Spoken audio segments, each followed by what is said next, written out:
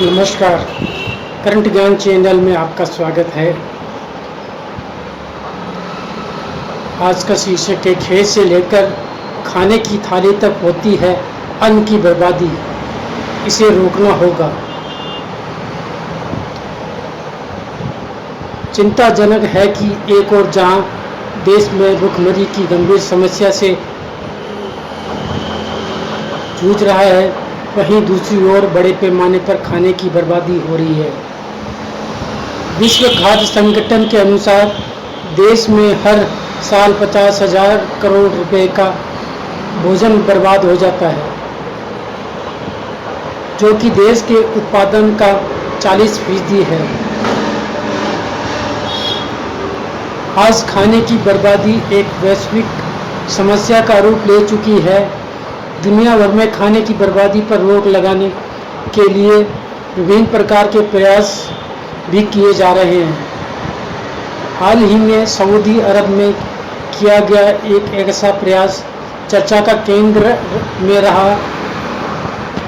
दरअसल प्रति घर सालाना 260 किलोग्राम एवं वैश्विक औसत 115 किलोग्राम खाना बर्बाद करने वाले सऊदी अरब ने इस भयावह समस्या से निजात पाने के लिए एक विशेष तरह की थाली का निर्माण किया है।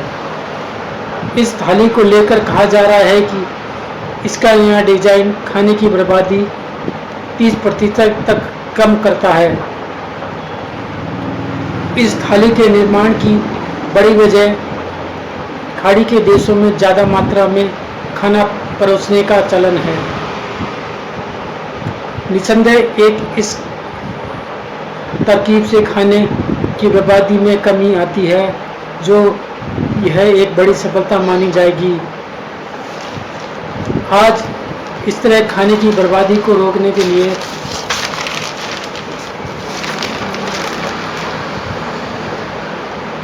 भारत में भी उपाय किए जाएं, क्योंकि भारत में हर आदमी को भरपेट भोजन नहीं मिल पाता है। अभी तक भूख से होने वाले मौतों की खबर आती रही है।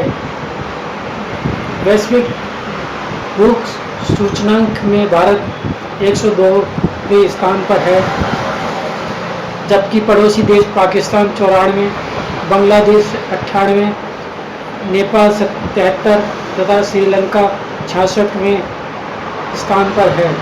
भारत से बेहतर स्थिति में है। CSR की एक रिपोर्ट के अनुसार हर साल जितनी यूनाइटेड किंगडम खाता है, उतना कम बर्बाद कर देते हैं। भारत जैसे देश में जहां लाखों लोग भूखे पेट सोने के लिए मजबूर हैं, वहाँ स्वयं खाने की बर्बादी के ये आंकड़े परेशान करने वाले हैं।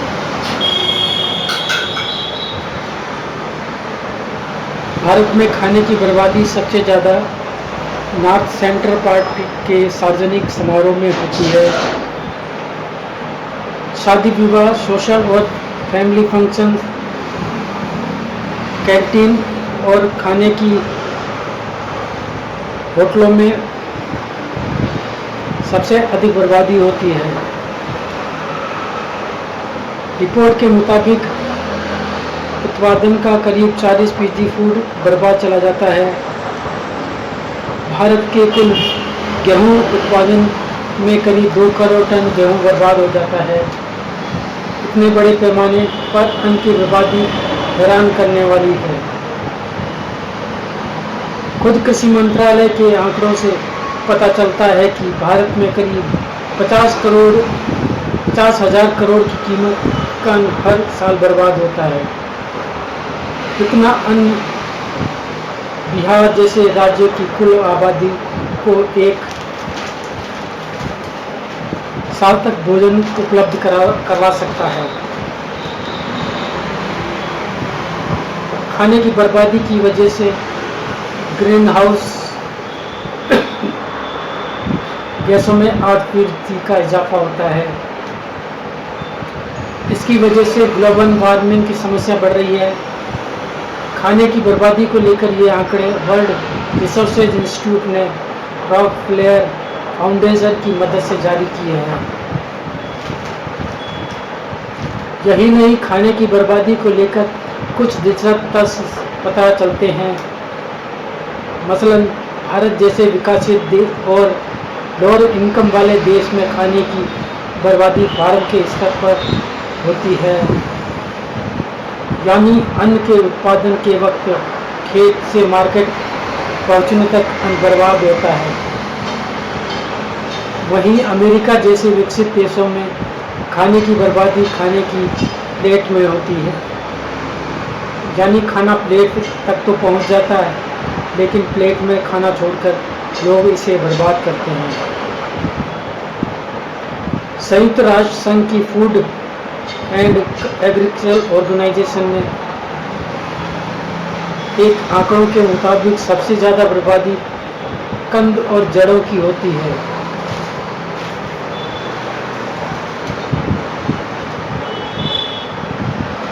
करीब 62% कंद और जड़ें बर्बाद हो जाती हैं। फल सब्जियों का स्थान दूसरा है। कुल उत्पादन का करीब 41% फल और सब्जियां बर्बाद हो जाती हैं। इसी तरह कुल उत्पादन की करीब 25% दालें बर्बाद चली जाती हैं। 22 से 23% फिश और सी फूड भी बर्बाद होते हैं। चिंताजनक ये है कि एक और जहां देश में गंभीर भुखमरी की समस्या है और वहीं दूसरी ओर बड़े पैमाने पर खाने की बर्बादी हो रही है। विश्व खाद्य संगठन के अनुसार देश में हर साल 50,000 करोड़ रुपए का भोजन बर्बाद हो जाता है, जो कि देश के उत्पादन का 40% है। इस अपव्यय का दुष्प्रभाव हमारे देश के प्राकृतिक संसाधनों पर पड़ता है। हमारा देश पानी की कमी से जूझ रहा है, लेकिन अपव्यय किए जाने वाले इस भोजन को पैदा करने में 230% पानी व्यर्थ चला जाता है। अगर इस पानी को अपव्यय होने से बचा ली जाए तो 10 करोड़ लोगों की प्यास बुझाई जा सकती है। एक आंकलन के मुताबिक अपव्यय से बर्बाद होने वाली धनराशि से 5 करोड़ बच्चों की जिंदगी संवारी जा सकती है। उनका कुल पोषण दूर कर उन्हें अच्छी शिक्षा दी जा सकती है। 40 लाख लोग को गरीबी से चंगुल से मुक्त किया जा सकता है और 5 करोड़ लोगों के लिए आहार सुरक्षा की गारंटी तय की जा सकती है। अन्न भंडार के समुचित प्रबंधन के अभाव में बारिश के समय बड़ी मात्रा में अनाज बहकर चला जाता है और पानी के संपर्क में आने के कारण अपनी गुणवत्ता खो देता है। खेतों से आने वाले अन्न में रखरखाव को लेकर मंत्रालय ध्यान आकर्षण कर गंभीरता बरतता तो शायद लाखों लोगों को भूखे पेट सोने की नौबत नहीं आती। देश में खाद्य अपव्यय होने से बहुत क्षति होती है और इससे वैश्विक अर्थव्यवस्था का लगभग $750 अरब से अधिक नुकसान होता है, जो कि स्विट्जरलैंड के सकल घरेलू उत्पाद के बराबर है। समझना होगा कि खाने की बर्बादी पर नियंत्रण साझा प्रयासों से ही संभव है, इसलिए सभी को मिलकर सामाजिक चेतना लानी होगी। हमें अपने दर्शन और परंपराओं के पुनर्चिंतन की आवश्यकता है, जिसमें अन्न को ब्रह्म और उसके अपव्यय को पाप माना गया है। धर्म गुरुओं और स्वयंसेवी संगठनों के आगे आकर जनमानस में खाने की बर्बादी को रोकने के लिए जागरूकता लाने की पहल करनी हो चाहिए। साथ ही अन्न भंडारण एवं वितरण प्रणाली प्रबंध को लेकर सावधानी बरतनी होगी,